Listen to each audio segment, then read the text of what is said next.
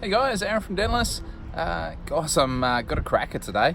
This is a really nice Jeep SRT V8 Grand Cherokee. Really nice car, and as you can see, it's got a cracker of a dent through these through this front fender here.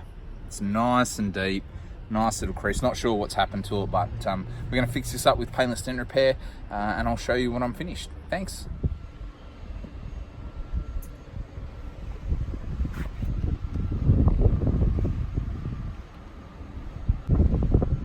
Hi everyone, SRT Jeep Grand Cherokee all fixed up. Look at that. It's come out awesome. Look, I love what I do. I enjoy fixing stuff like this. This is quite a technical dent to fix.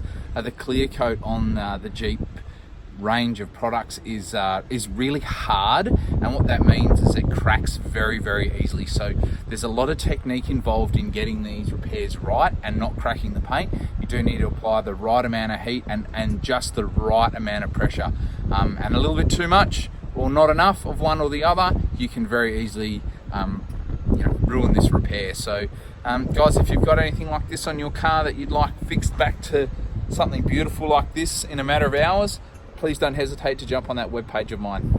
Thanks for watching. Bye.